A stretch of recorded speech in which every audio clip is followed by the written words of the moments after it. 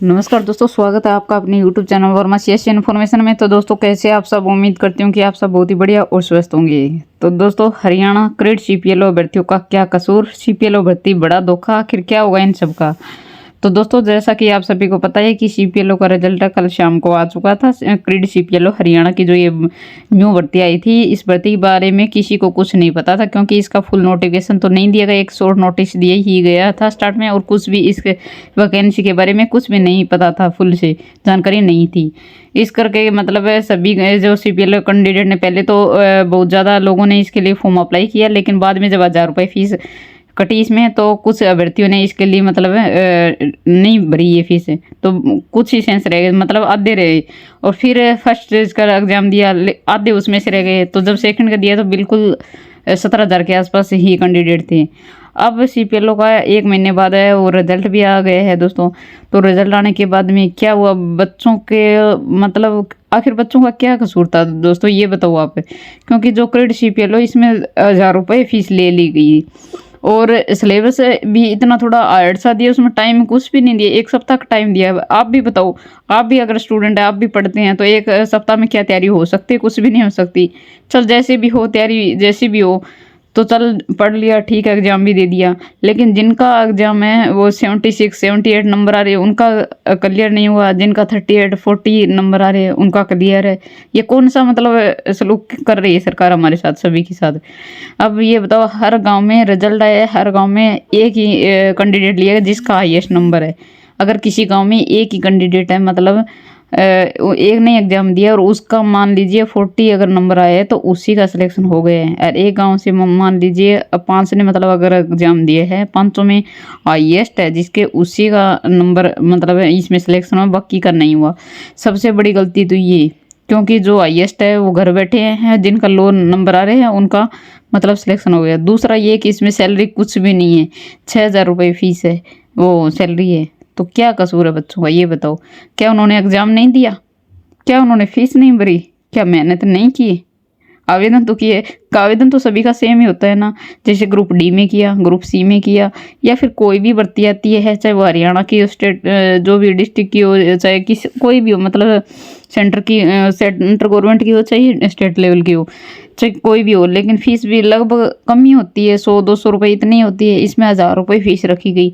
सबसे गलत बात तो ये है। लेकिन स्टार्ट में ये भी बोला गया है कि कोई अगर कैंडिडेट फर्स्ट एग्जाम अगर क्लियर कर देगा तो उसको 500 रुपये रिफंड कर दिए जाएंगे, लेकिन उसमें क्लियर कह रखे है कि अब रिफंड नहीं होंगे, तो उनको कोई, अब किसी को कोई 500 रुपये नहीं मिलेगी। तो सबसे बड़ी गलत बात तो यही है, सबसे बड़ी बात है, क्यों इतनी इतनी फीस ली। चल कोई बात नहीं, फीस ना भी देते तो 2-2 स्टेज एग्जाम लेने की क्या ज़रूरत थी? या तो मेरिट लग जाती है, उसके हिसाब से ही मतलब इसमें सिलेक्शन हो सकता है। या फिर सीएससी वाले बैठे हैं, वो भी तो काम कर ही रहे हैं ना। सीपीएलओ की क्या ज़रूरत थी? अगर ज़रूरत थी तो सैलरी तो अच्छी होनी चाहिए थी, सैलरी भी कुछ नहीं है, और सिलेक्शन भी अच्छे तरीके से नहीं हुआ। जिनके अच्छे अच्छे मार्क्स हो रहे हैं उनका अंडर प्रोसेस दिखा रहे हैं। अब ये एक तो ये अंडर प्रोसेस का कुछ मतलब सिस्टम में समझ में नहीं आ रहा है कि क्या है ये अंडर प्रोसेस, कि इनका रिजल्ट वो आएगा या नहीं आएगा। कम से कम स्कोर तो बताना चाहिए था, स्कोर कार्ड तो जारी होना चाहिए था कि कितना स्कोर बना है, लेकिन किसी का कुछ नहीं पता। आखिर ऑफलाइन वालों का आंसर की तो आ गई थी, वो वैसे भी अपना मतलब नंबर तो देख ही सकते हैं कि कितना नंबर हुआ, लेकिन ऑनलाइन वालों का तो आंसर की भी जारी नहीं हुई, तो उनको तो ये भी नहीं पता कि उनका मार्क्स कितना बना है। तो दोस्तों, मेरे को तो कुछ भी समझ में नहीं आ रहा है इस सीपीएलओ भर्ती को लेकर, कि इन बच्चों का क्या कसूर है। इन्होंने भी तो 2-2 एग्जाम दिए हैं, इन्होंने इतनी इतनी फीस भर के, इतना एग्जाम सेंटर बहुत काफ़ी दूर है। तो सोनीपत आया था फर्स्ट स्टेज में, तो सेकंड में कुछ का सोनीपत आया, कुछ का गुरुग्राम अम्बाड़ा में ऑनलाइन हुआ था हार्टोन के द्वारा।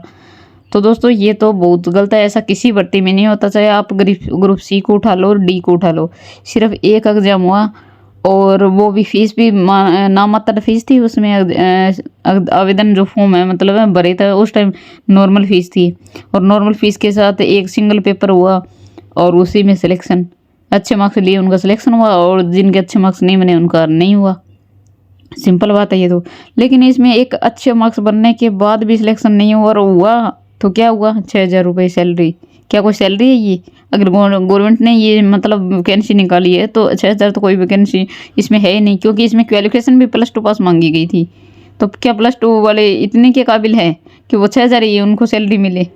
ये तो बहुत ज़्यादा गलत है दोस्तों। मेरे को तो कुछ भी समझ में नहीं है। CPLO कैंडिडेट के साथ बहुत बड़ा धोखा हुआ है। आखिर सरकार क्या चाहती है, पता नहीं क्या चाहती है, लेकिन बच्चों का आखिर क्या कसूर है? उन्होंने भी एग्ज़ाम दिया था, उन्होंने अच्छी फीस भरी थी, मेहनत भी की थी, फिर भी कम से कम +2 पास और 15-20 हज़ार तो नॉर्मल है, इतनी तो सैलरी होनी ही चाहिए थी। और एक दूसरी बात, कट ऑफ ऐसा कुछ होना चाहिए था ना, यानी उस हिसाब से ही सिलेक्शन होना था। गांव में एक के हिसाब से ये तो कोई तरीका नहीं है। जिनके ज़्यादा मार्क्स है वो तो उनका हुआ नहीं, कम मार्क्स वालों का हुआ है इसमें। तो ये पढ़ने वालों के साथ में खास करके बहुत ज़्यादा बड़ा धोखा हुआ है। तो दोस्तों आप अपनी राय है वो कमेंट में ज़रूर लिख देना। मेरे को तो बिल्कुल इस भर्ती को लेकर कुछ भी समझ में नहीं आ रहा है कि आखिर क्या किया क्या नहीं है। पहली बड़ी बात तो ये है कि हरियाणा में बेरोजगार युवाओं की मतलब बहुत ज़्यादा भीड़ है, बेरोजगार कैंडिडेट ज़्यादा है। इसकी वजह से इस वैकेंसी पर बिलीव किया, भरोसा किया और अपना आवेदन किया। मेरा तो यही कहना है आप सभी से, ये लास्ट में यही संदेश देना है कि ऐसी भर्ती पर बिल्कुल विश्वास ना करें और आगे से कोई फॉर्म अप्लाई ही ना करें। इतनी फीस जो भी परमानेंट नहीं है, सैलरी भी कुछ भी नहीं है इसमें, तो फिर आखिर क्या फ़ायदा है? आज यही वैकेंसी अगर स्टार्ट में आपको पता होता कि परमानेंट है और सैलरी इतनी मिलने वाली है तो कोई दिक्कत नहीं है, स्टार्ट में फॉर्म भर देते। अगर 1000 क्यों 1500 रुपये फीस भी ले ली तो कोई दिक्कत नहीं होती। अब फीस भी ले ली, 2 एग्ज़ाम भी ले लिए, होना कुछ नहीं। तो ऐसी भर्ती से कोई फ़ायदा नहीं, कोई बिलीव नहीं करना आगे से। मेरा तो यही कहना है दोस्तों। तो मैं तो लास्ट में यही कहना चाहूँगी आपको दोस्तों कि सभी यही बोले कि 2 बजे तक जो जिनका भी अंडर प्रोसेस दिखा रहा है, हो सकता है कह रहे हैं सभी कि दोबारा रिजल्ट आएगा, तो 2 बजे तक आप वेट कर लीजिए। हो सकता है शाम तक आपका रिजल्ट दोबारा हो, उसमें कुछ शो हो और सही से कन्फर्म हो। अगर नहीं आता है तो आप यही सोच लीजिए, अंडर प्रोसेस का मतलब यही है कि हर गांव से एक एक जिनके हाईएस्ट नंबर है उन्हीं को मतलब उनका सिलेक्शन हो गया। बाकी है सभी अंडर प्रोसेस का मतलब यही है कि उनका सिलेक्शन नहीं हुआ या फिर वो क्वालीफाई नहीं हुए। तो आज के लिए इतना ही दोस्तों, मिलते हैं नेक्स्ट वीडियो में। तब तक के लिए धन्यवाद। जय हिंद, जय भारत।